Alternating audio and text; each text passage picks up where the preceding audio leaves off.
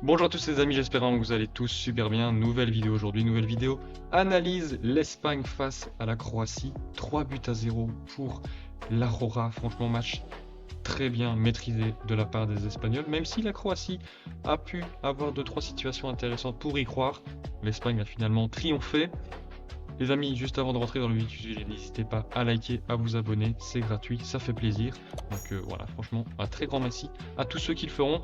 Nous, juste avant, on fait un petit rappel des compos qui étaient les mêmes à juste un changement près du côté de l'Espagne avec l'entrée de Carvajal en tant que titulaire en défenseur droit. Et du côté de la Croatie, c'était vraiment la même chose que leur dernier match de préparation avec le Portugal. Donc franchement, ça nous offrait deux compos très intéressants. Ça nous promettait un match très intéressant avec de très bons joueurs de part et d'autre. Donc franchement, ça nous promettait, comme j'ai dit, vraiment un match très très intéressant. Et nous, on y va tout de suite pour l'analyse. Let's go! Dès le début du match, on a senti une Espagne très très conquérante qui n'avait pas envie de laisser le ballon à la Croatie. Franchement, on l'a vu dès le départ, un pressing très très haut de la part de l'Espagne tout simplement. Comme on voit ici, quand le défenseur avait le ballon, tout simplement, on voit quand même qu'il y a un pressing individuel sur chaque personne où bah, c'est quand même très compliqué d'aller chercher un joueur très haut. Et justement, ici sur cette action, ça va apporter la première récupération dans le tiers croate, tout simplement grâce à Rodri ici qui est au pressing de je crois que c'était Kovacic. Donc ouais, juste après, là qu'on va voir, là maintenant, il va faire la passe. Rodrigo va la récupérer parce que la passe n'était pas de très très bonne qualité. Ils vont très vite relancer sur Lamine Yamal côté droit. Lamine Yamal qui va donner un petit ballon retrait sur Morata, son capitaine. Morata qui se pose pas 10 000 questions. Il voit qu'il a un espace assez quand même sympa. Hein. Il a quand même 1 mètre et demi sans adversaire. C'est un buteur, évidemment, il va tenter la frappe. La frappe est dangereuse, elle est cadrée.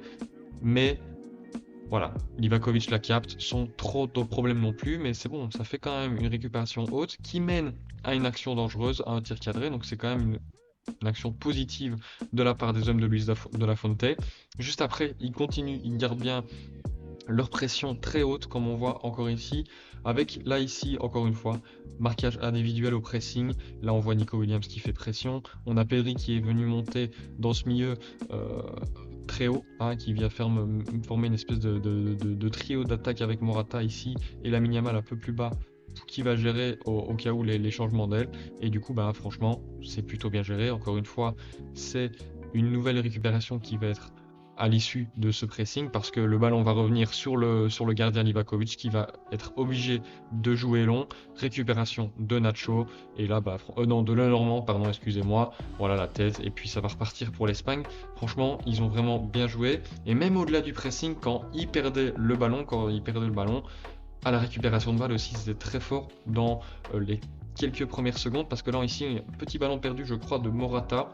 Modric la donne vers Magère côté gauche et là, comme on voit, le double contre-pressing ici de Nico Williams qui vient enfermer d'un côté Magère et Cucurella de l'autre dans son dos. Il est obligé de revenir en retrait et même ça va être mieux que ça parce que ça va provoquer une touche pour les Espagnols comme on voit ici par le geste de Michael Oliver. Donc franchement, 3 actions de suite où l'Espagne récupère haut le ballon grâce à un pressing et un contre-pressing très très efficace. Donc franchement, ça c'est que du positif pour cette équipe espagnole. Là encore une fois on voit, voilà, c'est très haut, c'est encore une fois avec beaucoup d'envie, le capitaine Morata là on voit qui tacle et malgré ça il va continuer son pressing, il va se relever et il va se battre et ça c'est vraiment très très très beau, c'est vraiment ce que j'ai apprécié aussi dans cette phase de pressing, c'est l'engagement des joueurs espagnols parce que voilà, ils ne lâchaient rien même quand ils se faisaient dribbler ou voilà, ils continuaient jusqu'à ce que le ballon soit récupéré ou ce que le ballon sorte.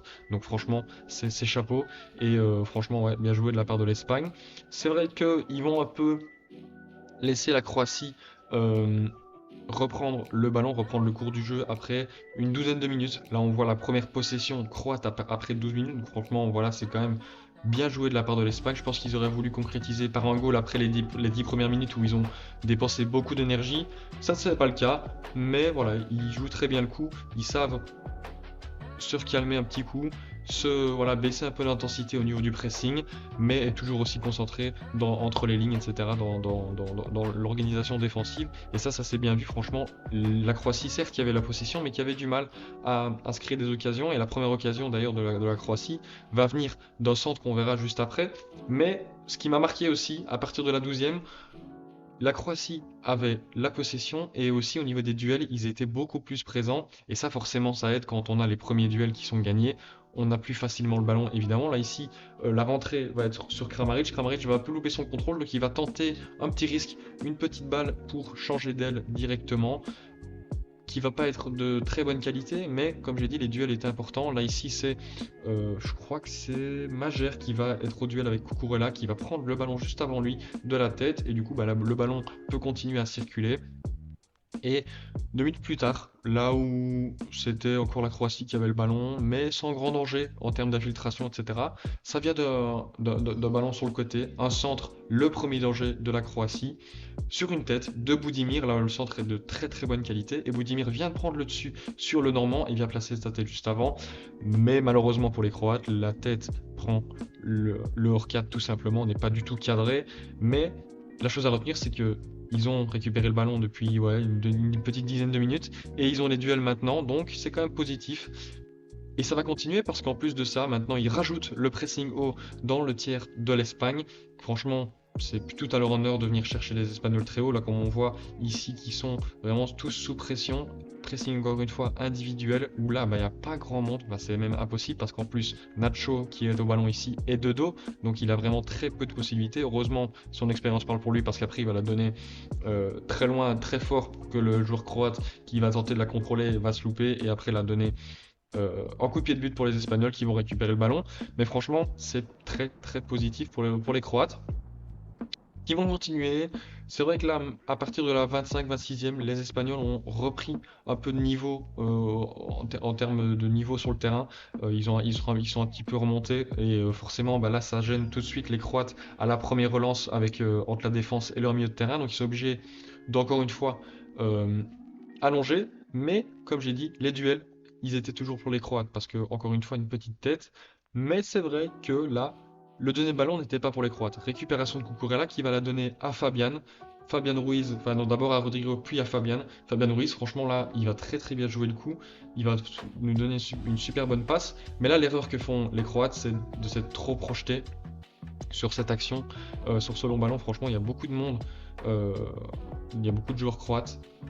Et c'est la risque, c'est quand tu mets beaucoup de monde pour accompagner une action et qu'elle va être très vite récupérée par l'équipe adverse, c'est qu'après il n'y a plus beaucoup de monde en défense et là l'image elle est choquante. Selon moi, l'organisation défensive des Croates en contre-attaque est pas du tout bonne. Là qu'on voit que Fabian a cette possibilité là, excusez-moi pour la ligne droite, mais cette possibilité là, et même s'il voit un peu à droite, il a cette possibilité là, il a trois possibilités où franchement il y a quand même de l'espace pour tranquillement distiller un magnifique ballon. Et c'est ce que Fabien va faire. Franchement, il est dans les meilleures conditions, mais sa passe est très bonne pour Morata dans l'axe du jeu. Là, comme on voit quand même, il y a quand même de fameux trous. Morata qui va se lancer au goal. Dans ces situations-là, il se fait très rarement prier. Il va ouvrir son pied gauche et la mettre à droite de Livakovic. Franchement, bien joué de sa part. 1-0 pour l'Espagne après 28 minutes de jeu. Il vient marquer quand même, malgré tout, son 7e but dans un euro. Donc franchement, ça devient le troisième, il me semble, ex aequo avec Antoine Griezmann et quelqu'un d'autre. Mais voilà, Morata quand même, qui est souvent décrié du côté espagnol, mais capitaine. Et comme je l'avais prédit dans ma vidéo pronostic, qui marque le premier but de l'Espagne en tant que capitaine et qui vient montrer l'exemple, entre guillemets. Donc franchement, bravo à lui. Et du coup, ça fait 1-0 pour les Espagnols après 30 minutes. Et la Croatie a failli réagir directement parce qu'après 30 minutes, enfin un peu avant la 30e, du coup, coup d'envoi, etc., la Croatie repart un peu vers l'avant. Mais là, il y a Kovacic qui se retrouve dans le cœur du jeu, sans personne devant lui, à moins de 2-3 mètres, qui, du coup, les défenseurs, eux, s'occupent de tous les appels. Du coup, Kovacic va pouvoir s'élancer tranquillement, personne va s'attaquer à lui, jusqu'à ce qu'il rentre dans le rectangle, et il va même tenter une frappe. Heureusement pour Unai Simon, cette frappe n'est pas très puissante. Du coup, il arrive facilement à la capter, mais franchement, là, il y avait une petite situation dangereuse pour la Croatie, et voilà, quand même, faut quand même faire gaffe. Quand on voit ici le nombre de joueurs croates, il y en avait 4 ici et 2, donc ça fait 6 contre 5 Espagnols, même 4 parce qu'en fait Pedri est derrière lui, donc ouais, il faut quand même faire gaffe. La frappe de Kovacic et manque clairement de puissance. Et là, on va arriver tout de suite sur le deuxième but, parce que le deuxième but va arriver coup sur coup. Après, du coup, le premier but, il y a une réaction de la Croatie immédiate, qui n'est pas spécialement énormément dangereuse. Mais par contre, après, on a une Espagne qui va être très dangereuse. Encore une fois, sur un jeu long, sur un jeu rapide, sur un jeu en profondeur, parce que là, on voit que la Croatie, juste après cette occasion, quand même assez dangereuse, continue de garder la pression, de maintenir cette pression. Nouvelle rentrée en touche qui va être très très bien jouée de la part de Cucurella. Il voit ici l'espace assez flagrant pour la mettre à Pedri dans son dos. Voilà, il va ensuite la remettre à Fabian Ruiz. Fabian Ruiz qui va nous sortir une passe telle à Xavi ou à Iniesta.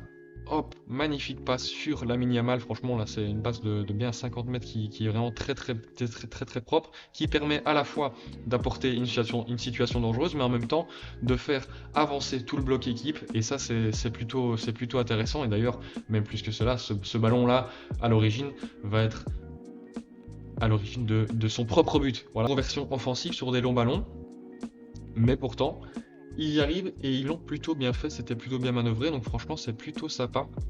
C'est une équipe qui a beaucoup de ressources, c'est pour ça aussi que je pense que je les ai un peu sous-estimés, mais voilà, franchement, bien joué. L'Espagne qui, pour le moment, nous fait taire et qui rend la joie à ses supporters évidemment et à ses joueurs, parce que là, franchement, c'est plutôt bien joué et franchement, il faut le faire. Marquer deux buts coup sur coup à la Croatie, il n'y a pas beaucoup de monde qui l'ont fait, mais comme à l'instar du premier but, il y a une nouvelle réaction de la Croatie juste après le second. Et là, franchement, elle est peut-être un peu plus dangereuse que la première fois. Donnée par le milieu sur Gvardiol. Gvardiol va la donner ensuite à Kramaric. Kramaric va un peu s'enfermer en trait de rectangle. Le ballon va revenir sur Brozovic. Brozovic, on connaît sa qualité de frappe. Il va la mettre côté gauche. Unai Simon se couche. Mais le ballon revient dans les pieds de Majer. Et là, coup de chance encore une fois pour les Espagnols. Le ballon de Majer n'est vraiment pas très bon. Il va directement aller sur le filet latéral. Il aurait quand même pu mieux faire dans cette situation. Au moins la cadrer pour espérer après choper un corner. Mais non, il la rate. Donc, comme encore une fois sur le premier but, il y a une réaction de la Croatie, mais heureusement pour les Espagnols, elle aurait pu être plus dangereuse que ça, franchement. Donc voilà, l'Espagne s'en tire bien, 2 buts à 0 après 40 minutes. C'est bien joué, franchement. Et là, on va avoir la première infiltration dans l'axe qui va être très très dangereuse après 40 minutes de la Croatie. Évidemment, la baguette, je vous le donne en mille, c'est Luka Modric qui va venir vraiment trouver un super bon ballon sur Kramaric ici, qui va du coup éliminer 1, 2, 3, 4, 5 hommes avec un petit lob.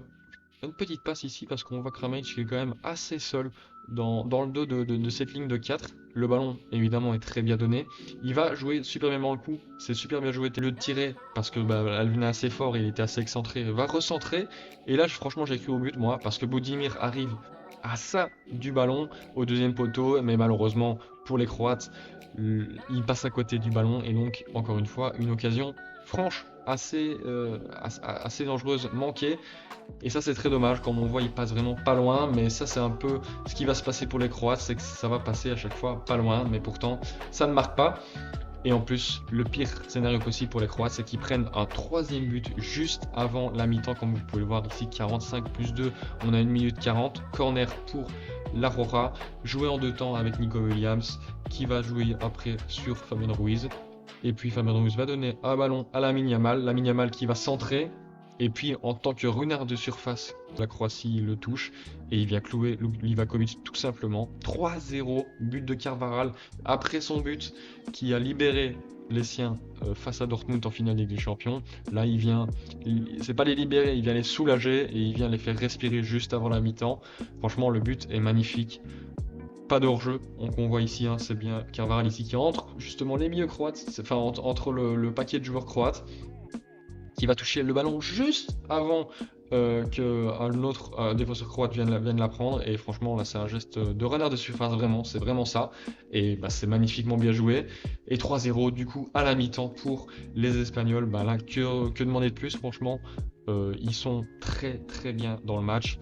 La Croatie a pu les inquiéter, mais sans être vraiment très dangereux. Ils auraient pu l'être, mais ils l'ont manqué. C'est peut-être ça aussi qui devrait leur faire mal, à mon avis, dans le vestiaire et à la mi-temps, parce que bah, ils ont vu qu'ils sont passés pas très loin de marquer au moins 2 buts dans ce match. Donc, on va pas se mentir que les Croates sont quand même assez abattus lors de la deuxième mi-temps. On voit quand même qu'ils ont un peu baissé les bras. Mais bon, ils étaient quand même là. Mais on voit quand même que voilà, il y a un petit coup qui est arrivé sur leur tête. Nouvelle situation pour l'Espagne.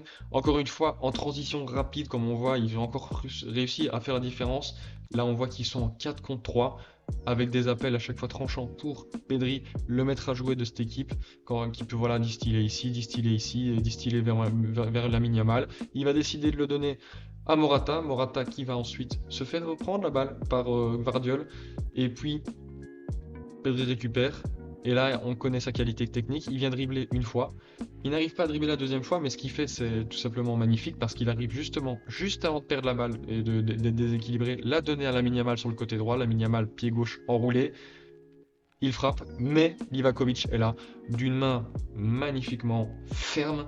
Il vient l'empêcher d'être le meilleur, enfin pas le meilleur, le plus jeune buteur de cet Euro. Après avoir été quelques minutes plus tôt le plus jeune passeur de cette compétition. Voilà, il va devoir attendre le deuxième match ou le troisième match de poule, la minimale pour marquer. Mais voilà, on voit que l'Espagne arrive à être dangereux en transition rapide. Et ça, franchement, c'est quelque chose que je ne connaissais pas de leur part. Et bah voilà, ça fait toujours plaisir de voir qu'une équipe arrive à se renouveler, même après plusieurs années. Et donc la Croatie, c'est vrai que je vous ai dit que ils avaient un peu baissé les bras et ne se donnaient plus comme en première mi-temps, mais c'est vrai qu'il y a une action qui va être plutôt dangereuse pour les Croates, qui va peut-être leur redonner un regain d'espoir, parce que là, donc ça vient une sortie de défense, on voit quand même que les Espagnols sont moins hauts et sont moins hauts sur le terrain et donc moins intenses en termes de pressing haut. Et donc ça va permettre, par exemple, aux défenseurs croates de pouvoir donner un super bon ballon ici qui va casser 2 lignes, qui va être récupéré. Mais en fait non, parce que Majer se jette bien, qui va tout de suite la donner à Kovacic. Kovacic du coup qui va pouvoir s'avancer, la donner à Gvardiol pour qu'il lui remette encore une fois. Franchement Gvardiol, on voit que les deux jouent ensemble à City parce qu'ils se connaissent bien. Ici le super bon ballon de Gvardiol dans l'intervalle entre Fabian Ruiz et Carvajal est franchement super bon. Du coup Kovacic va prendre cet espace, va donner le ballon en retrait ensuite pour Budimir. Budimir contrôle le super retour de Carvajal qui va faire limite une passe décisive à Stanisic. Stanisic qui frappe et encore une fois un super arrêt.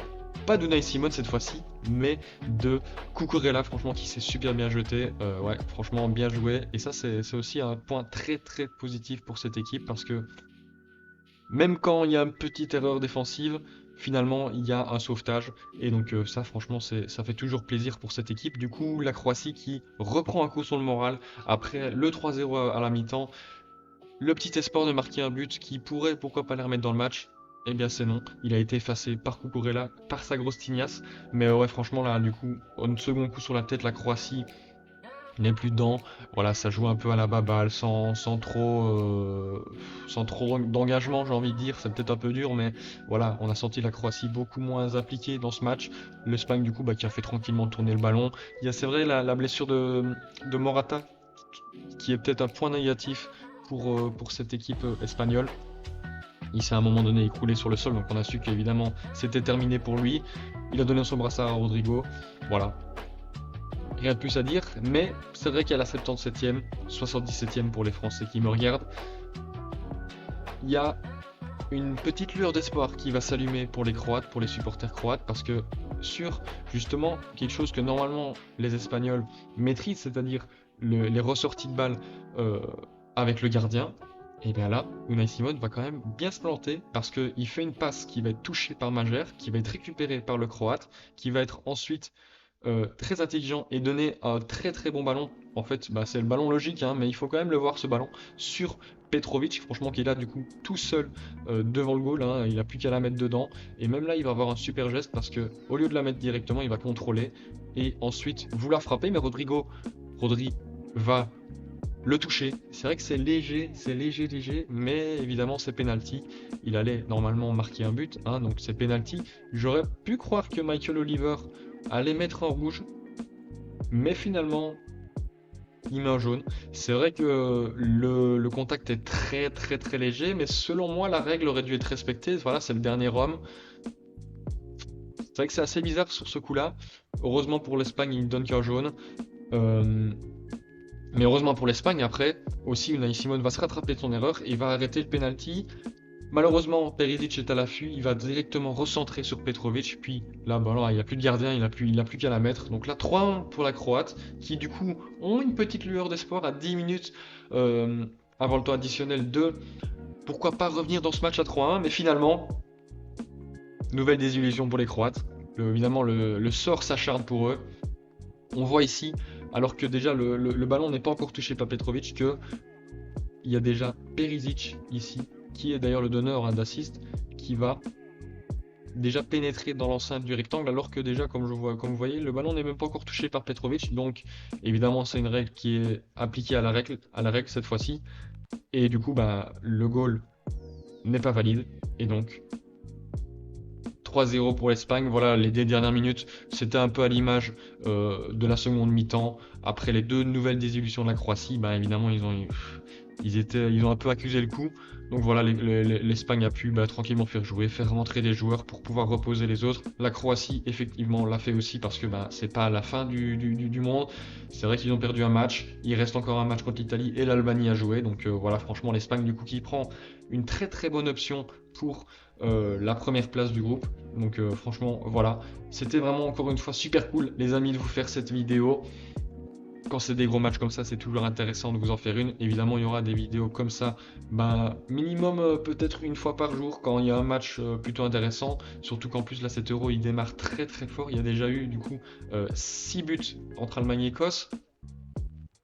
Hongrie, Suisse, 4 buts, donc 10, et là, 3, 13 buts déjà en 3 matchs. Il me semble que là, Albanie, Italie, enfin Italie-Albanie, ça commence aussi avec pas mal de buts, donc franchement, c'est un euro avec beaucoup de buts. Donc franchement, ça risque vraiment d'être très sympathique. Donc voilà les amis, j'espère vraiment que vous avez kiffé cette vidéo. Si c'est le cas, n'hésitez pas à liker, à vous abonner, n'hésitez pas à me dire en commentaire sur quoi je pourrais m'améliorer, pourquoi pas, encore une fois, sur ces vidéos analyse. Et puis moi, je vous dis à demain, les amis, pour de nouvelles vidéos, de nouveaux shorts. C'était Bencher. Ciao.